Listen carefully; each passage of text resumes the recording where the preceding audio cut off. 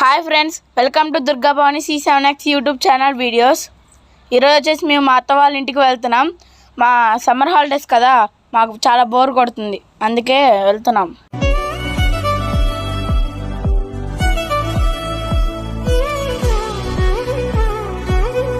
ఇప్పుడైతే మనం ఇల్లు చూసేద్దాం. లైట్స్ కూడా కొన్నారు, తీయాలరా.